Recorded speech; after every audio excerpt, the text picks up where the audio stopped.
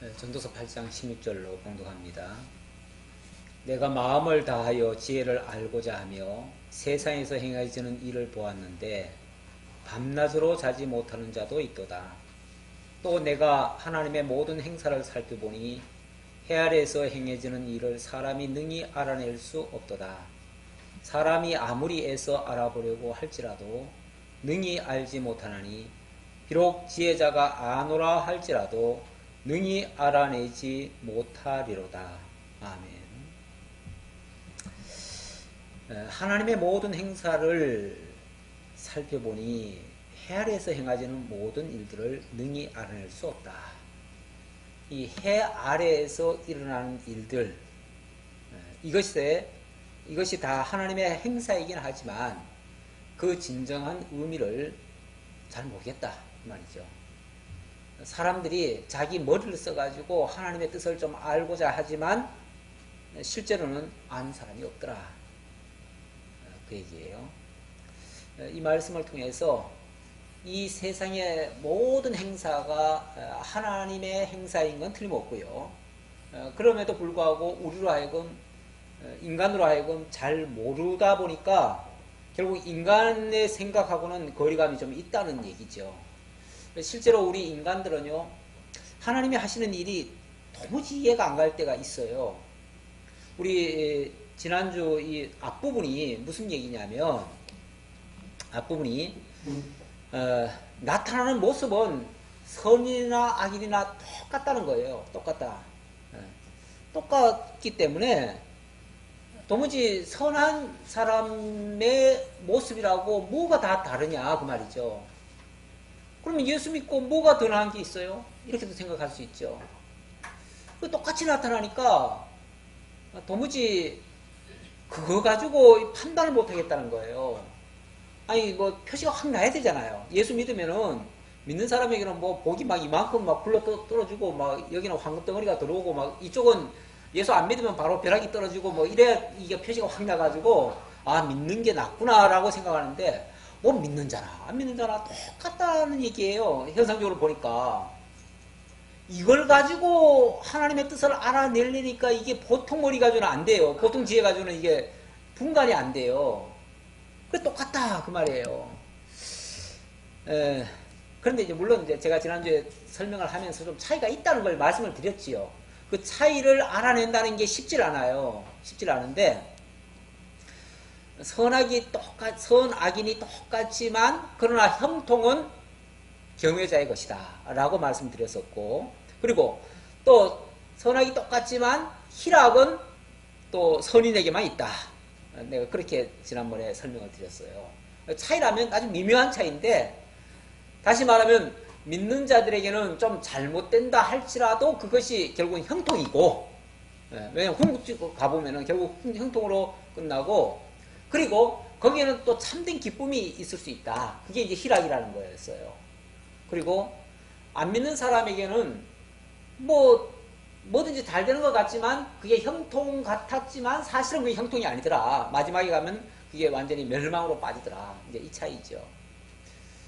그래서 그 미묘함을 알아내는 게 매우 중요한데 우리들 머리로서는 잘 안 되더라. 그래서 오늘 본문에도요 16절에 그 말이 나와요. 내가 마음을 다하여 지혜를 알고자 하며 세상에서 행해지는 일을 보았는데 그래도 여전히 잘 모르겠더라. 사실은 그 얘기예요.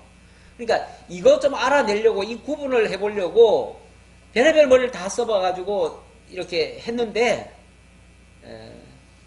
밤낮으로 자지 못하는 자도 있도다. 밤낮으로 그거 연구하고 뭐 하다 보면 잠만 못 자지 별 차이는 못 느끼겠더라. 이제 그 얘기겠죠. 예. 그래서 결론은 내가 해 아래 하나님의 모든 행사를 살펴보니 해 아래에서 행해지는 일을 사람이 능히 알아낼 수 없다. 결론은 하나님이 능히 알아낼 수 없다. 하나님이 하시는 일을 도무지 알 수 없다. 이렇게 이제 결론이 났다는 거죠. 예. 그리고 비록 지혜자가 아노라 할지라도 사실은 제대로 안 게 아니더라. 그 말이에요. 참 미묘한 차이를 알아내면 너무 좋지만 그거 잘 모르더라. 오늘 어버이 주일이라서 누가 뭐 저한테 뭘 보내온 게 하나 있어요. 보내온 게 하나 있는데 거기에 보니까 그런 내용이 있더라고요. 조선시대 숙종 때 임금이 야행을 나갔대요. 야행을 나갔는데 뭐 부자 동네도 쭉 돌아봤죠. 돌아봤는데 뭐 웃음이 나는 집이 없더래요. 그런데 이제 쭉 가다 어디 아주 그냥 골짜기 같은데 진짜 허름한 집, 곧 다 쓰러져 갈 집, 그런 집을 갔는데 거기는 이상하게 막 웃음소리가 막 할아버지부터 시작해가지고 애기 웃음소리까지 막 나오더래요.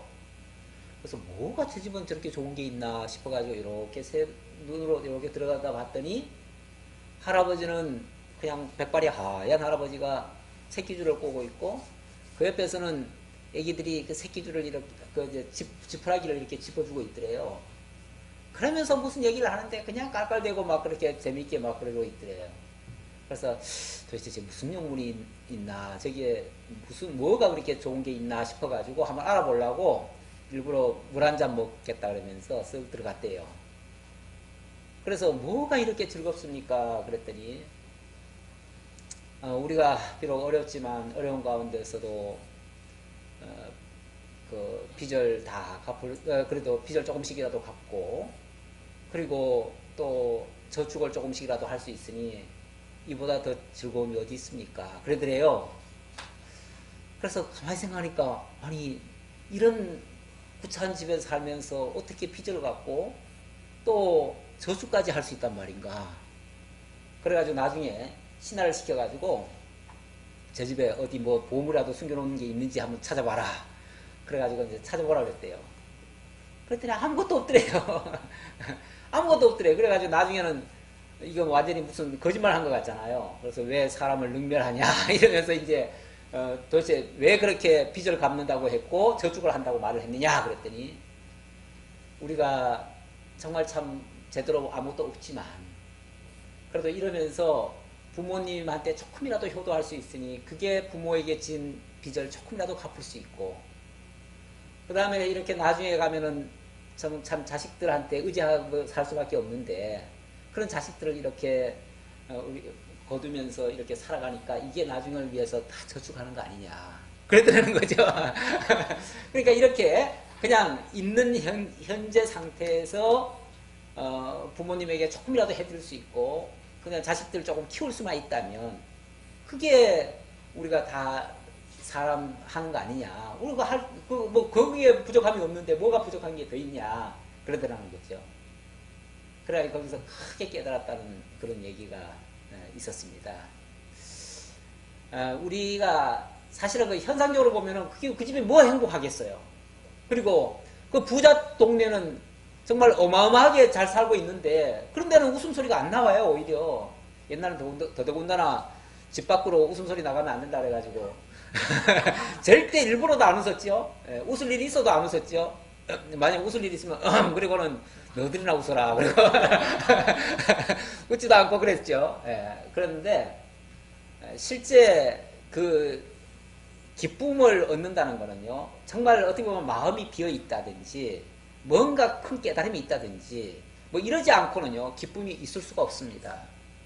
우리 신앙인들이 그나마 낫다는 게 세상에서 무슨 뭐 특별하게 뭐 더 나서가 아니라 그래도 하나님을 알고 하나님의 뜻을 알기 때문에 우리가 세상을 보는 눈이 다르죠. 하나님의 시각으로 세상을 바라보죠. 그러니까 해석을 달리 하는 거죠. 거기서 우리가 정말 기쁨을 좀 얻고 만족을 얻고 두려움을 피하고 이렇게 살아가는 거죠. 진짜 행복이라면 그게 행복인 거죠. 그러니까 하나님의 뜻을 알아가는 것만큼 중요한 건 없어요. 근데 그걸 만약에 현상적인 거 가지고 만약에 그걸 해석을 하려고 덤비면은 아무것도 해석이 안 나오죠. 뭐가 나오겠어요. 도대체 우리가 행복하려면은 재산이 얼마 있어야 되고 뭐 이런 식으로 만약에 가정을 한다면 절대 행복하지 않죠. 요즘 가끔 그런 소리 하잖아요. 어떤 사람들은 재산이 최소한 10억 원 있어야 장래가 보장이 좀 되고 그나마 먹고 살만하다. 만약에 그 이하면은 어떻게 돼요? 만약에 그 기준을 들이대면 그 이하인 사람은 불행하죠. 불행하고 이렇게 살아서 뭐하냐 싶죠. 나중에 미래도 보장이 안 되는데 내일이 두렵지요. 그러니까 하루하루 살아가는 게 걱정, 근심, 불안, 초조. 예. 그 목표를 못 채우면은 나는 사는 의미가 없어요. 그러니까 그거는 막 지옥이 되는 거죠. 그 삶은. 그래서 진짜 중요한 것은 하나님을 알고 하나님의 뜻을 알아가는 거. 그렇지 않다면 다 불행이 될 수 있다. 자, 그 다음 9장으로 넘어갑니다. 9장 1절로부터 2절에서는 사람의 미래는 하나님의 손안에 있기 때문에 아무도 알 수 없다. 이렇게 말합니다. 자, 여기도 우리가 이 본문을 이해를 잘해야 됩니다. 표면적으로 들으면 어떻게 들려요? 불가지론처럼 들리죠. 아무도 모른다. 인간은 알 수 없다. 그러니까 알려고 하지도 말아라. 알 필요도 없다. 이렇게 나오죠. 결론이 그쪽으로 나갈 수 있어요. 그러니까 이 전도서를요, 잘못 읽으면 불가지론이 됩니다. 우리 인간은 원래 아무것도 몰라. 알 수 없어. 그러니까 알 생각 하지도 마라. 안다는 게 아주 무식한 소리야. 이렇게 표현을 하죠. 그런데 이 말은, 자, 이 모든 일들이 누구 손에 달렸다는 겁니까? 우리 인간의 손에 달린 게 아니라 하나님의 손에 달렸다라는 걸 지금 강조하는 거예요. 그러니까 강조점이 어디 있어요? 하나님의 손이 강조점이에요, 사실은. 모른다가 강조점이 아니고 하나님의 손 안에 있다. 그러니까 결국 우리가 뭘 하려고 하지 말고 뭘 해라? 하나님의 손에 의지해라. 하나님의 손을 바라보라. 하나님의 역사를 바라보라. 그 얘기죠. 거기에 초점을 둬야지 우리가 모르니까 할 필요 없다, 알 거 없다, 이게 아니다 그 말이죠. 네. 이 모든 것을 내가 마음에 두고 이 모든 것을 살펴본 즉 의인들이나 지혜자들이나 그들의 행위나 모두 다 하나님의 손안에 있으니 하나님의 손안에 있다. 그러니까 사랑을 받을는지 미움을 받을는지 사람이 알지 못하는 것은 모두 그들의 미래의 일들입니다. 이 미래의 일이라고 하는 것은 하나님이요, 내일도 모르겠어요. 우리 하나님이요, 뭐 대표적인 게 그거 아닙니까? 내가 나중에 다시 오마 그랬더니 언제 오십니까? 주님 오실 때 어떻습니까? 그랬더니 쭉 얘기하시면서 하신 말씀이 그날이 언제입니까? 그랬더니 우리는 궁금하잖아요. 그날이 언제인지 궁금하니까 그때는 나도 모르고 인자도 모르고 천사들도 모르고 하나님 아버지만 아시느니라. 그리고 하나님의 절대 권한에 속한 거를 알려고 하지 말아라. 그 얘기죠. 어떤 면에서. 그러니까 그 미래를 우리가 다 알아버리면 어떻게 되죠? 그리고 우리가 알면은 인간은 그걸 또 바꾸려고도 덤비죠. 그러죠? 그래가지고 우리가 뭘 바꾸면 또 바꿔주는 줄로 또 알아요. 요즘 무슨 일까지 일어납니까? 요즘 뭐 참 과학이 많이 발달하긴 발달했어요. 발달해가지고 인간의 그 게놈 지도가 발견이 됐습니다. 다시 말하면 인간의 그냥 해부 정도가 아니라 인간의 아예 세포 속에 있는 그 염기 서열까지 알아냈어요. 그러니까 인간의 그 DNA를 통해서 인간의 모든 데이터를 다 뽑아낼 수 있다는 거예요. 그러니까 인간이 태어나가지고 얼마만큼 살고 어떤 병에 걸렸다가 어떻게 죽을지까지 그 DNA를 통해서 찾아낼 수 있다는 거예요. 이걸 알았다는 것은 바꿔 말하면 어떻게 하면 돼요? 그거를 조금만 염기 서열만 조정만 하면은 변경만 하면은 뭐가 돼요? 바꿀 수 있다는 거예요. 그러면 질병도 안 걸리게 할 수도 있고 뿐만 아니라 안 죽게도 할 수 있고 그렇게 할 수 있다라고 지금 인간들이 지금 생각을 하고 있는 중이에요. 근데 아직까지 바꾸지는 못하고 있죠. 아직까지. 사실은 바꿀 수 없습니다. 바꿀 수 있을 것 같은데 근데 희한하죠. 뭘 하나가 치료제가 뭐 하나 나오면 치료제로 하면은 그냥 만병통치처럼 싹 그냥 없어질 것 같은데 그 질병은 없어지고 다시는 그런 질병에 의해서 죽음이라는 게 없어질 줄 알았는데 질병 하나 고쳐놓고 나면은 새로운 병이 몇 가지가 더 생겨요. 그렇죠? 예. 전혀 세상에 듣도 보도 못한 새로운 질병이 또 생겨요.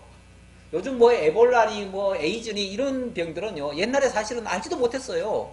그리고 있는 쥐 자체도 몰랐어요. 그런데 어느 순간에 나타나가지고 이게 완전히 불치병이 돼버렸잖아요.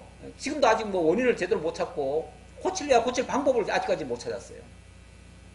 그러니까 뭔가 많이 발달을 해가지고 뭔가 근본을 바꿀 수 있을 것처럼 얘기를 했지만 사실은 막상 들어가 보면은 모르겠다로 기결이 되죠. 근데 그게 사실은 솔직하게 하나님 앞에 이게 하나님 손에 달려 있습니다 라고 고백하는 거와 같은 건데, 사람들은 그럼에도 불구하고 우리가 조금만 더 하면 된다, 우리가 조금 뭐 부족한 것 같다, 그 조금만 더 우리가 채우면은 이제 하나님이 창조해놓은, 하나님 창조했다고 쳐도 우리가 얼마든지 뒤바꿀 수 있다라고 생각을 하는 거죠. 사실은 굉장히 오만방자한 생각이죠. 근데 실제로는 그렇게 되지는 않습니다. 자, 그러나 이 모든 미래 주님은 일부러 모르게 하신 거예요. 그래서 예수님이 내가 언제 올지도 아버지만 아신다, 나도 모른다, 이렇게 말씀하신 것도 결국 우리로 하여금 그 미래를 모르게 해야 뭘 하죠? 우리가 하려고 하는 시도를 안 하지요. 그리고 정말 인명은 제천이라고 말한 것처럼 하나님께 속했다, 그러니까 하나님께 맡겨야 된다 라고 하는 그런 생각을 갖게 되는 거죠. 그래야 좀 겸손하죠, 하나님 앞에. 그래야 인간의 그 약한 부분을 알아야, 내 약점을 알아야 하나님 앞에 굴복하지. 나도 다 할 수 있다면 나도 하나님이 되는 거죠. 그러면 하나님하고 맞짱 뜨려고 하지요, 덤비죠. 인간은 그렇게 얼마든지 갑니다. 그보다 못해도 조금만 애들 뭐 조금만 잘한다고 지켜줘봐요. 애들이 그냥 지가 그냥 어른 다 된 줄 알죠. 애들도 그러는 판에 뭐 어른들은 더 하지요. 그러니까 우리가 그만큼 사실은 부족투성인데, 부족투성이라는 것을 알아야 그나마 하나님 앞에 겸손할 텐데, 그렇지 않으면은 아주 오만방자해집니다. 2절입니다. 모든 사람에게 임하는 그 모든 것이 일반이라. 이게 나타나는 현상은 똑같다 그 소리예요. 의인과 악인, 선한 자와 깨끗한 자와 깨끗하지 아니한 자, 제사를 드리는 자와 제사를 드리지 아니하는 자에게 일어나는 일들이 모두 일반이니 선인과 죄인, 맹세하는 자와 맹세하기를 구소하는 자가 일반이로다. 예, 현상적인 거는 같아요. 같으니까 더 모르죠. 그러니까 이게 다르면 표시가 나니까 대부분 알지요. 알잖아요, 그렇죠? 이렇게 하나님 경외하면 이렇게 복받고 잘 사는구나 라고 만약에 이게 달라버리면은 그럼 우리가 다 알아버리잖아요. 그러니까 그걸 모르게 해야 오히려 하나님 두려운 줄 안다, 그 얘기예요. 그러니까 일부러 하나님이 숨기셨어요, 사실은. 숨겼으니까 우리가 너무 그런 부분까지, 그러니까 인간이 뭔가 자기 힘으로 하려고 하는 시도까지 해서는 그 바르게 아는 게 아니다라는 겁니다. 3절입니다. 자, 그럼에도 불구하고 일반이라고 말을 하면서도 그나마 산자와 죽은 자 분명히 차별은 있습니다. 구별은 있습니다. 있어가지고 산자에게는 소망이 있고 죽은 자에게는 소망이 없다. 이 분명한 차이. 이거는 굉장한 차이 아닙니까? 소망이 있고 없고는 굉장한 차이예요. 그런데 산자에게는 소망이 있지만 죽은 자에게는 소망이 없다. 이 한마디가 결정적인 차이를 얘기해주고 있어요. 근데 사람들은 또 내가 살았는지 죽었는지도 몰라요. 그러니까 모르는 사람은 여전히 몰라요. 이 말을 해도 무슨 소리인지도 몰라요. 그러니까 이 말도 똑같은 말을 이렇게 하나님이 우리에게 주셨지만은 이 말을 알아듣는 사람이 있고 못 알아듣는 사람이 있어요. 똑같이 들어도 죽은 자는 못 알아들어, 이 소리가 무슨 소리인지를. 자기한테 하는 말인지 무슨 소리인지 이게 그냥 일반적인 불가지론을 얘기하는 건지 그냥 그렇게 생각하고 넘어가요, 그냥. 모든 사람의 결국은 일반이라. 이것은 해 아래에서 행해지는 모든 일 중에 악한 것이니 곧 인생의 마음에는 악이 가득하여 그들의 평생에 미친 마음을 품고 있다가 후에는 죽은 자들에게로 돌아가는 것이라. 자, 모든 사람의 결국이 다 똑같아요. 똑같으니까 사람들이 어떻게 생각해요? 이거 그냥 다 악한 거야. 그러니까 어떻게 해야 돼요? 그럴 것 같으면 수단 방법 가리지 말고 어떻게 해야 돼요? 해 먹어야죠. 수단 방법 가리지 말고 그냥 뺐든지 뭐 낚고 채든지 뭐 어쩌든지 자고 해 먹어야죠. 그게 상책이죠. 요즘 뭐 점점 세상이 악해지다 보니까 정말 나라를 섬겨야 될 그런 지도자들도 가만히 보니까 나라 돈 빼먹기 그냥 서로 급급하더라고요. 빼먹는 게 장땡이야. 이럴 때. 그러잖아요. 주인 없는 돈. 어차피 이거는 뭐 내가 안 먹어도 누군가는 먹을 돈. 내가 좀 빼먹기로서니 뭐 잘못됐냐. 이런 생각을 가진 사람들이 많아요. 어느 때일수록요. 그렇죠. 세상이 뭔가 공정하지 않다고 느낄 때는 그래요. 사람들이요. 그런 생각을 가져요. 왜냐하면 내가 정직하게 해봤자 아무 소용이 없잖아요. 내가 아무리 정직하게 해봐요. 어떤 놈이 다 빼먹는데 그럼 내가 정직하게 할 이유가 없잖아요. 괜히 그렇게 한 놈만 바보 되니까. 그러니까 같이 해먹자는 거죠. 그러다 보니까 점점 마음에 악이 가득해서 평생에 무슨 마음을 품어요? 미친 마음을 품고 있다가 미친 마음을 품어요. 그게 제정신이겠어요. 그런 말들이, 그런 생각들이. 이건 미친 생각들이에요. 사실은. 그런 생각을 가지고 그냥 악한 일을 하기 위해서 수단 방법을 가리지 않는 거죠. 그러다가 마지막에 어디로 가요? 죽은 자들에게로 돌아가는 것이라. 뭐 어차피 뭐 다 사람 죽을 건데 뭐 죽으면 그냥 가면 그만이지 뭐 어차피 다 뭐 미래가 어디 있어 이렇게 나오는 거죠. 미래가 없다고 생각하는 사람에게는 당연하죠. 이 땅이 전부인데 이 땅에서 최대한 잘 먹고 잘 살아야죠. 최대한 끌어모아야 되고 최대한 내 거 만들어야죠. 그래서 내가 못 다 누렸으면 내 자식한테는 물려줘야죠. 그러니까 오로지 내가 해먹고 그리고 내 자식에게 물려주는 거 그게 전부예요. 이 악한 사람들의 생각이 거기에 미쳐 있어요. 그게 한계예요. 한계. 그런 자들에게 무슨 다른 소망이 있겠어요. 그런 사람들은 죽으면 끝이에요. 끝이기 때문에 소망이라는 게 없어요. 없는데 모든 산자들 중에 들어있는 자에게는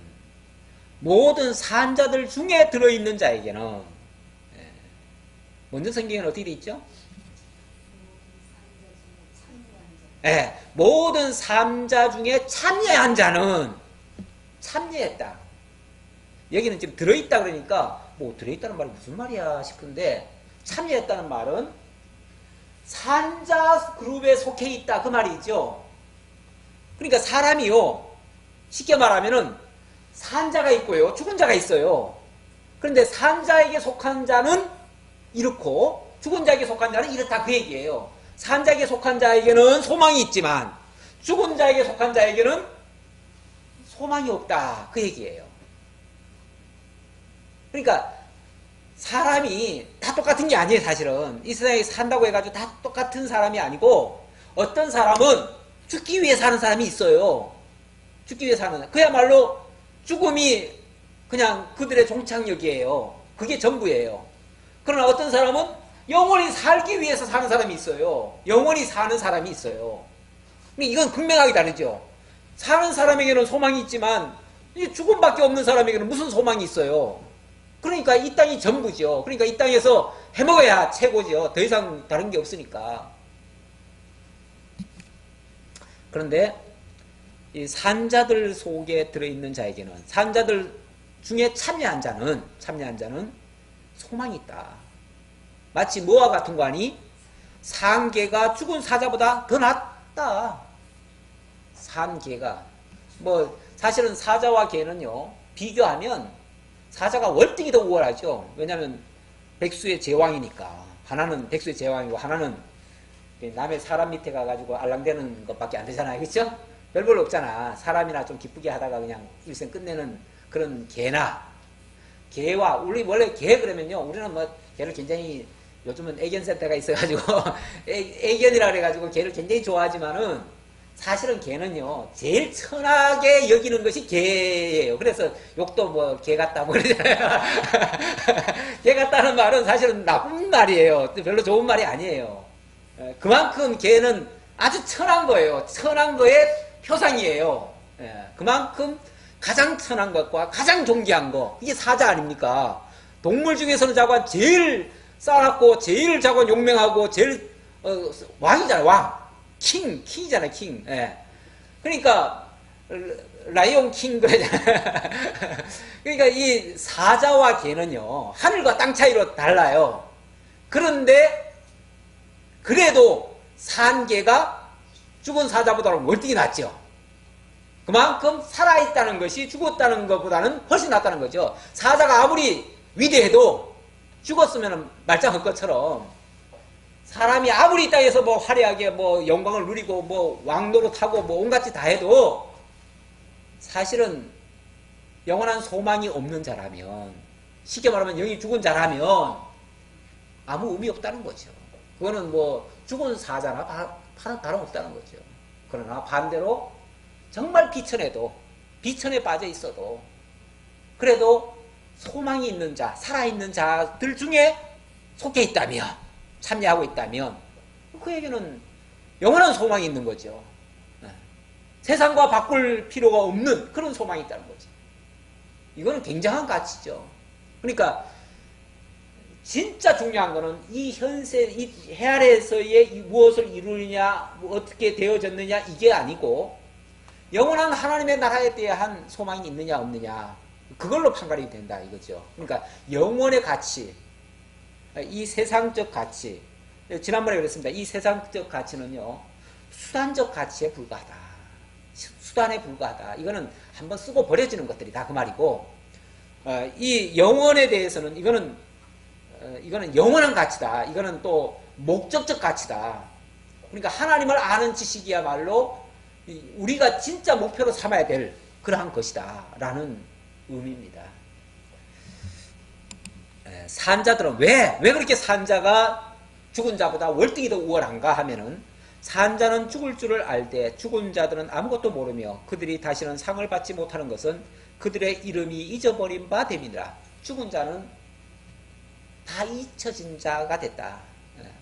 더 이상 미래에 대한 소망도 없을 뿐더러 영원한 나라에 대한 기업도 없고 아무것도 없다 그 말이죠. 유업도 없고 아무것도 없으니까 그야말로 이 땅이 전부니까, 그들은 이 땅이 전부예요.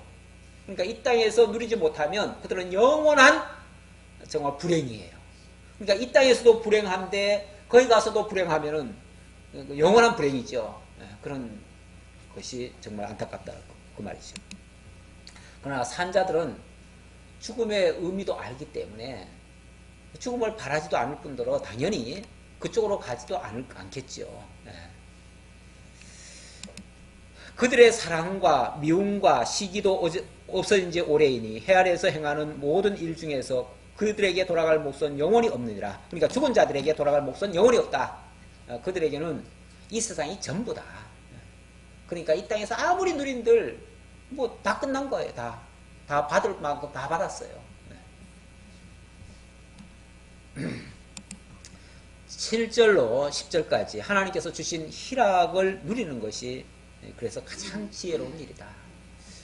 그렇기 때문에 이 땅에서는 정말 하나님이 주신 거기서, 그러니까 현재 뭐 재산이 많아서 기쁜 게 아니고 하나님이 주신 것 속에서 하나님의 은혜를 깨닫고 거기서 참 기쁨을 얻는다면 그것보다 더 소중한 게 어디 있냐고 말이죠. 많은 것을 얻지 못한다 할지라도 그 말이에요. 그래서 희락을 누리는 것이 가장 지혜롭다. 그러나 이 땅의 것에 목적을 두는 사람은 만족이 안 이루어지기 때문에 희락이라는 게 없습니다. 그 차이가 있죠.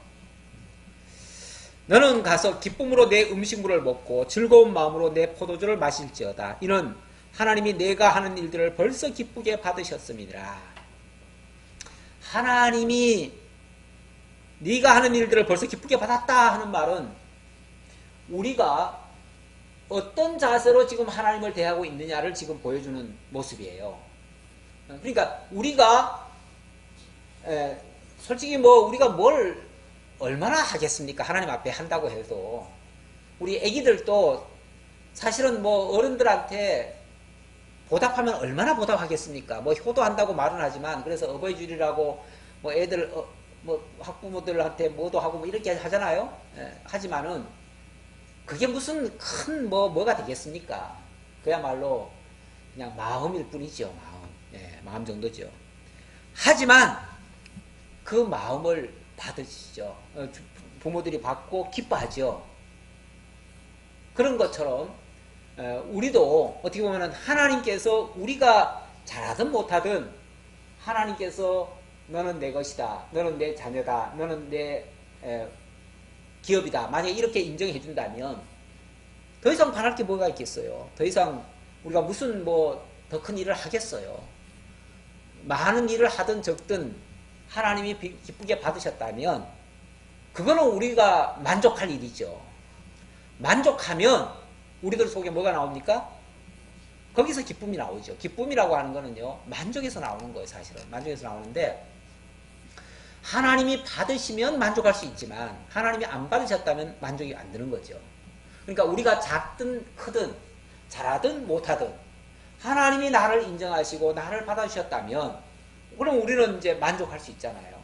거기서 우리에게 기쁨이 있고, 평안함이 있고, 자유함이 있고, 이렇게 되는 거죠. 그러면은 그 다음에 이제 우리들에게서 나타나는 것이 뭐냐면 내 의복을 항상 희게 하며 내 머리에 향기름을 그치지 아니하도록 할지니라.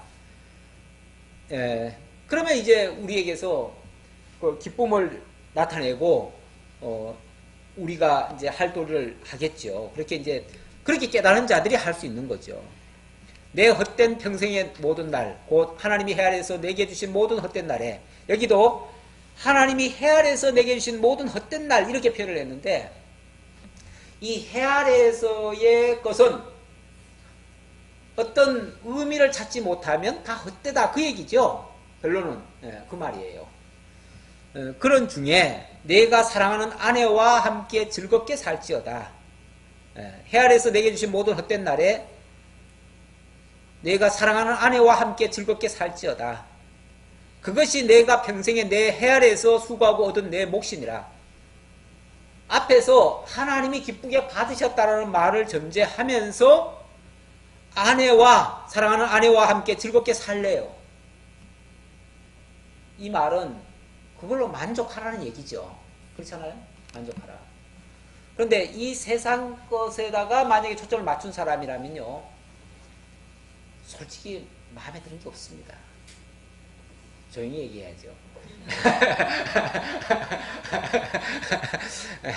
뭐가 마음에 듭니까?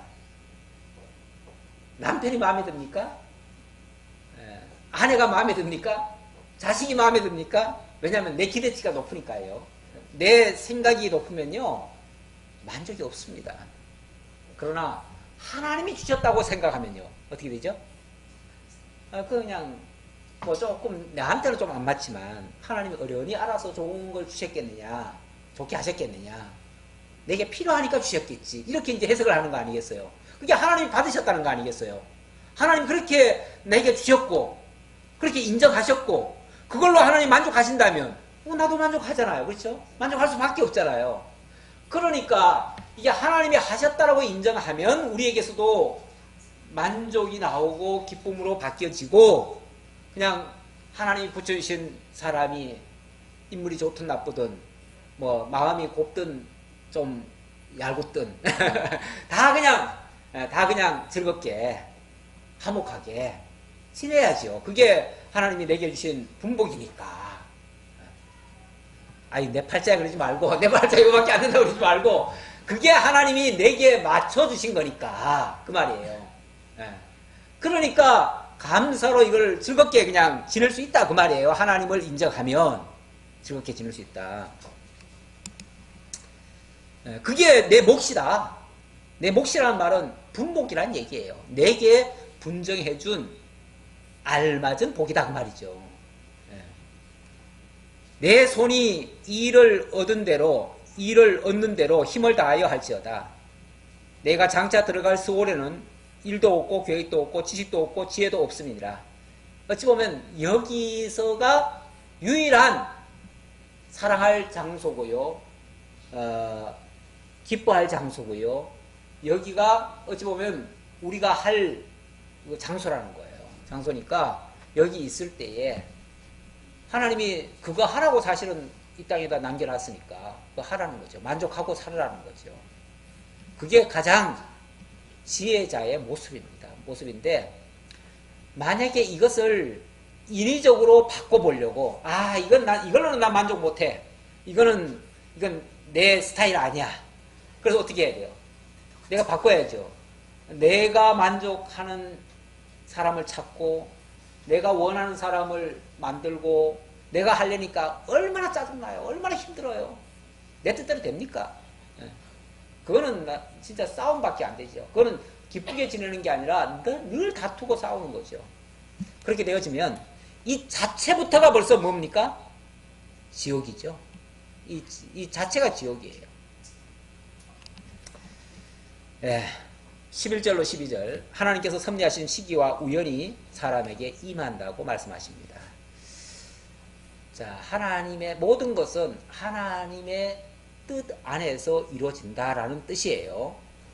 내가 다시 헤아려서 보니 마른 경주자들이라고 선착하는 것이 아니고 용사들이라고 전쟁에 승리하는 것도 아니고 지혜자들이라고 음식물을 먹는 것도 아니고 명철자들이라고 재물을 얻는 것도 아니며 지식인들이라고 은총을 입는 것이 아니니 이런 시기와 기회가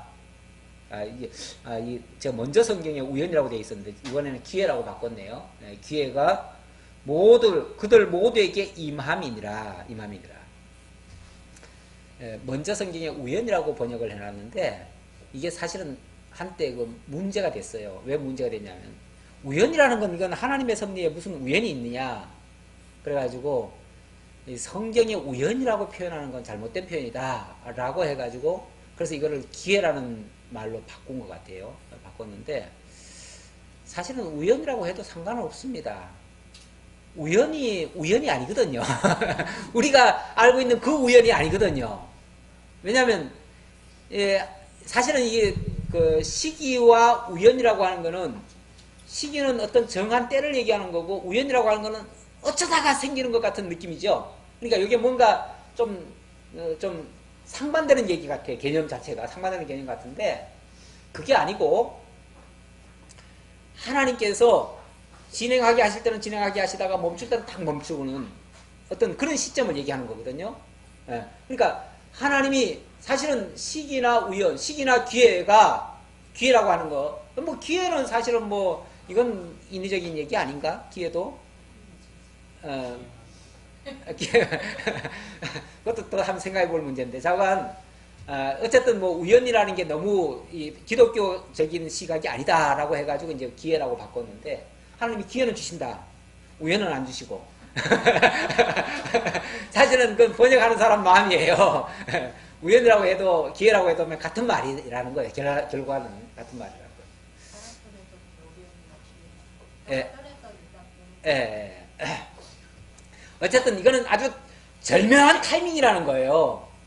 그렇게 절묘할 수가 없다는 거예요. 근데 무슨 일이 이루어지는 걸 가만히 보면요. 평상시 같으면은 그런 일이 이루어질 수 있겠어요?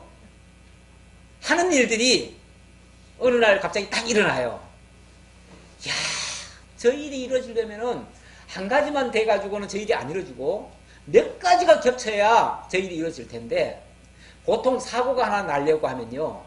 그 전조 증상이 한 300가지가, 한 30가지가 일어난대요. 전조 증상이. 그리고 거기에 대한 어떤, 경고성 뭐가 몇백 개가 일어난대요. 사전에. 그래가지고 그게 어느 순간에 모여져가지고 그 순간에 딱 터지는 거거든요.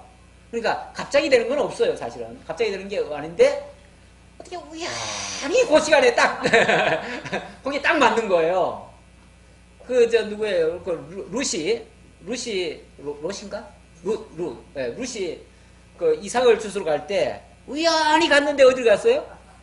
보아스의 밭에 딱 갔잖아요. 그래가지고, 알고 보니까 그 보아스가 보통 사람이 아니잖아요. 자기 기업을 물어줄 사람이잖아요. 그리고 그 기업을 물어줄 사람과 결과적으로는 만나가지고 하나님의 약속의 계대가 이어지는 역사가 일어나죠. 그러니까 하나님의 역사의 계대가 우연히 일어났습니까? 그러면 말이 안 되는 거죠. 그건 절묘한 하나님의 타이밍이에요. 그 절묘한 하나님의 타이밍이 만약에 이걸 갖다가 사람이 이걸 바꿀 수 있다? 사람이 미리 안다? 미리 알면 사람은 분명히 바꾸려고 하죠. 사람은 얼마나 기회를 타가지고 그걸 바꾸려고 하는데요. 아까 개놈 얘기했지만 사실 개놈 얘기가 여기에 더 맞는 얘기예요. 개놈 우리가 지도를 아니까 지도만 살짝 바꾸면 되잖아요. 살짝 바꾸면 운명이 바뀌잖아요. 그럴 것 같은데 사실 아직까지도 그렇게 해서 운명이 바뀌어졌다는 사람은 아직까지 없죠? 있나요? 네?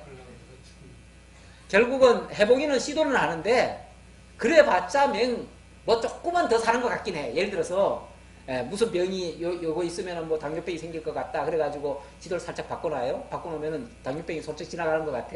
근데 당뇨병은 지나가는데 쓸개가 빠질 수도 있어요. 그러니까 사고가 나서 죽을 수도 있고. 그럴 수도 있고. 그럼 결과적으로 가보면은 다 죽어요. 그래서 지금까지 살고자 하는 수많은 방법을 다 썼는데 지금까지 사는 사람이 있는가? 없다는 거예요, 결론은. 그렇죠? 누굽니까? 오래 살려고 발버둥 쳤던 왕. 진시황. 진시황이 그 불로초를 찾아가지고 사실은 이 동방의 땅 끝, 한국에까지 왔다는 거 아니에요, 사실은. 한국에까지 와가지고. 그래서 뭐 다 캐가지고 갔대요.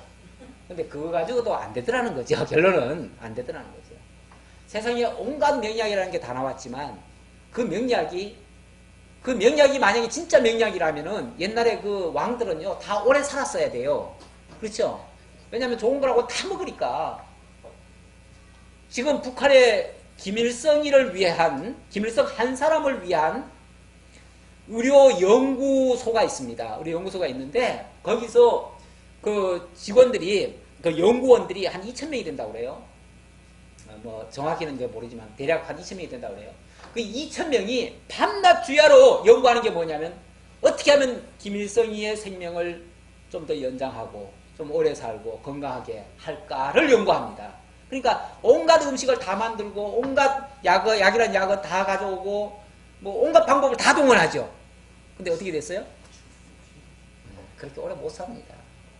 내가 봐서는 저 김정은이도 얼마 못 갈 것 같아요. 김정은이도 진짜 못 갈 것 같아요. 예. 김정일은 아마 김일성이나 김정일이만큼도 못 갈 것 같아요. 벌써 뭐 굉장한 위기 징조가 많이 나오고 있습니다. 모르죠. 또 그동안에 또 무슨 의학이 또 발달해가지고 좀 더 연장할지는 모르겠지만 지금까지 자관 그렇게 된 적이 없습니다. 다시 말하면 인간이 임의로 바꿀 수 없다는 겁니다. 이 시기와 우연을 통해서 역사가 이루어지는데 모든 역사는 시기와 우연을 통해서 이루어지는 겁니다. 어떤 사람이 성공했다. 진짜 그 사람이 남들보다 위대해서인가? 아니에요. 시기를 잘 만난 거예요. 첫째. 그 다음에 여기는 이제 우연이라고 했지만 기회를 잘 탄 거예요. 그렇죠? 기회를 잘 탄 거예요. 그 시기와 그 시대가 그 사람이 필요한 시대가 된 거예요. 제가 지난주에 그 얘기했죠. 10년 앞서가면 성공할 것 같지만 성공 못하면 뭐가 돼요? 바보 돼요. 그러니까 10년 앞서가는 사람이요. 성공 아니면 실패예요. 물론 모든 인간이 다 그래요. 성공 아니면 다 실패인데 반반인데 사실은 그 확률이요. 그렇게 앞서가는 사람일수록 더 위험도가 더 따릅니다. 리스크가 더 많아요. 그러니까 그만큼 실패 확률이 더 높아요. 왜 그러냐면 그 시대가 그걸 뒷받침을 못 해줘요. 시대가. 그리고 그 기회라는 게 우리나라에서는 안 되는 게 미국 가면 되고 아니면 일본 가면 되는 경우도 있어요. 그래서 가끔 우리나라에서 실패한 기업가가 딴 나라에 가가지고 성공하는 기회도 있어요. 그게 거기하고 맞는 거죠. 쉽게 말하면 그 기회를 탄 거죠. 그러니까 시기와 기회라고 하는 게 이게 절묘하게 맞아야 돼요. 맞는데 지금 그 시기와 그 기회가 사람에게 있다는 겁니까? 아니죠. 하나님의 손안에 있다고 지금 얘기를 하고 있잖아요. 그러니까 결론적으로 말하면 하나님이 그렇게 인도해 가신다. 그러니까 우리가 정말 지혜롭다는 말은 어떤 면에서 내가 앞서가는 게 아니고 하나님이 해가시는 것을 좀 찾아낸다든지 뭐 할 수가 있다면 뭐 깨닫는다든지 그게 가장 지혜로운 방법이죠. 그 이상 뭐가 있겠어요.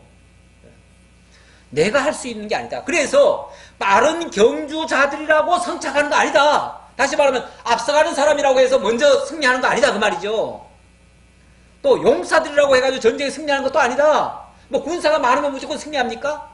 아니에요. 우리나라 이순신 장군이 배 12척 가지고 그 일본의 몇백 척을 물질렀다는 거 아닙니까?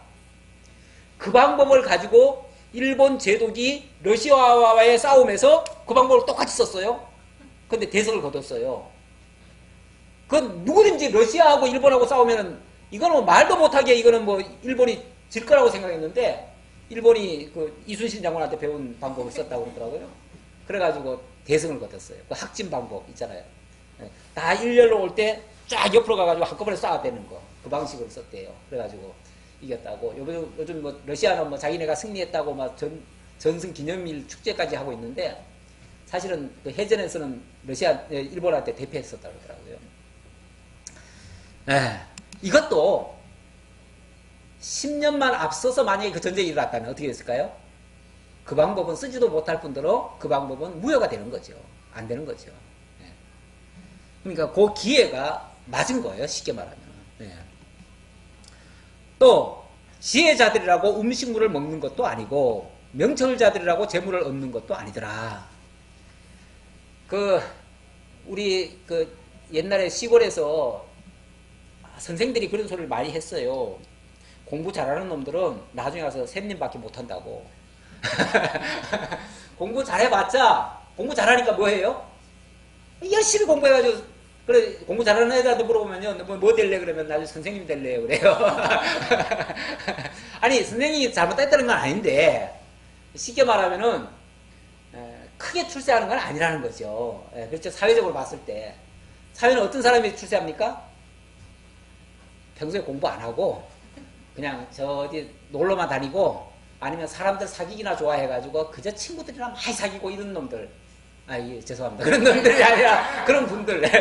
왜냐면 그분들이 다 성공했잖아요, 지금. 성공했는데 그분들한테 넘쳤으면 안 되죠. 그분들이 나가서 뭐 합니까?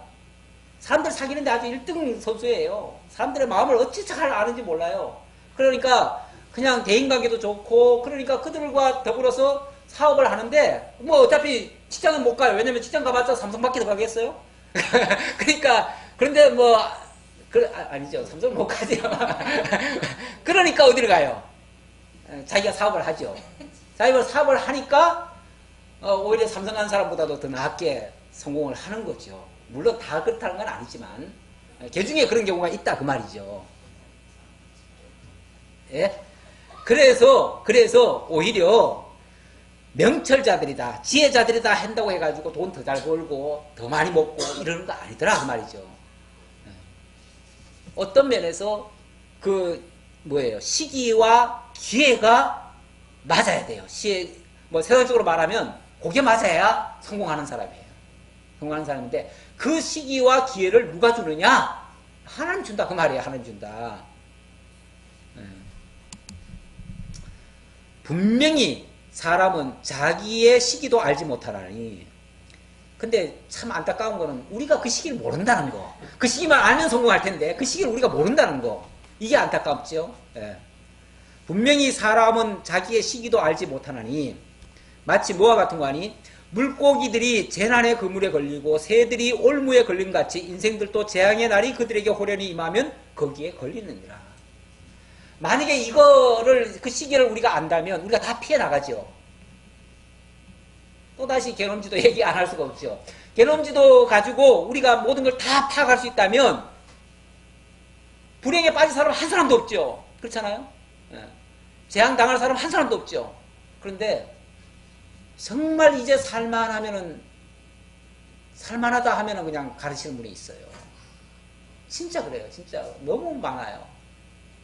가끔씩 그런 소리 들어요. 우리 선생님도 얼마 전에 누가 얘기하셨죠? 네. 나름대로는 성공하셨는데 이제 살만하다 했는데 갑자기 심장마비로 돌아가셨어요. 뭐 이거 우리가 개론 지도만 좀 바꿨으면 그런 일은 안 나갈 텐데 몰랐던 거죠. 알 수가 없는 거죠. 알 수 없어요. 네. 그러니까 큰 소리 칠 수 없다고 말이에요. 또 내가 한 것처럼 생각할 수 없다고 말이죠. 내가 성공했다면 하나님이 내게 시기와 기회 준 거예요. 그렇죠? 내가 성공한 게 아니에요. 내가 시기 잡은 게 아니에요. 하나님이 내게 기회를 준 거예요. 내게 시기를 준 거예요. 다만 하나님이 그 시기와 기회를 줬는데 내가 전혀 준비가 안 돼 있거나 그러면 뭐가 되죠? 나하고 또 무관한 것이 되겠죠. 그러니까 평소에 연구하고 평소에 공부하고 이거는 사실은 기본으로 돼 있어야죠. 그래야 기회가 주어졌을 때 뭐가 돼요? 내 것이 되는 거겠죠. 그러니까 우리 인간의 입장에서는 어찌 보면 하나님이 내일을 알지 못하게 하셨기 때문에 뭘 하는 거예요? 더 열심히 하는 거죠. 하나님이 뭐 어차피 다 하나님 팔자대로 하는 거야. 팔자가 아니에요. 그냥 갑자기 나한테 뭐가 뚝 떨어지는 게 아니고 복권이 떨어지는 게 아니고 준비된 자가 그 기회를 잡는 거죠. 어떻게 보면 그렇죠? 네, 준비된 자가. 그러니까 우리가 그 하나님의 뜻을 알면 팔자 노름을 하는 게 아니고 열심히 하는 거죠. 열심히 하는 중에 하나님 주신 기회에 맞으면 성공이 되는 거죠. 그렇게 되는 거죠. 그랬을 때 되어진 결과를 내가 이렇게 열심히 했으니까 됐다 이렇게 말하는 게 아니라 하나님이 기회와 시기를 주셨다. 하나님이 내게 주셨다. 이렇게 하고 하나님께 영광을 돌리는 거죠. 그런 자세가 정말 지혜자의 자세죠. 그렇지 않으면 우리는 기껏 일해놓고 성공해놓고도 오히려 실패자로 떨어질 수도 있고 또 아까 삶자가 아닌 이상은 결국 그거 얻는다고 해도 사실은 별로 무의미하니까 그거는 정말 무가치한 것이고 이렇게 우리가 참된 지혜가 무엇인가를 우리에게 깨우쳐주는 그런 말씀이라고 볼 수 있습니다. 기도하겠습니다. 아버지 하나님 감사합니다. 우리에게 참으로 꼭 필요한 시기와 기회를 통해서 하나님의 선한 일을 이루어 가시는 역사를 하나님께서 친히 이루어 가시고 우리에게는 그 일이 내일 될는지 모레 될는지 아니면 우리 시대에 안 될는지 알지 못하게 하셔서 우리로 하여금 열심히 살아가게끔 미리 준비하게끔 이렇게 섭리해 가시는 것을 다시 한번 깨달았습니다. 아버지 하나님 게으르고 나태한 생각 갖지 않게 하시고 미루는 생각 갖지 않게 하시고 운명론자처럼 살지 않게 하시고 하나님이 주신 기회를 절대로 놓치지 아니하고 최선을 다해서 살아가는 참된 지혜자들 다 될 수 있도록 인도해 주옵소서. 함께 주오심을 감사드렸고 예수님의 이름으로 기도하옵나이다. 아멘.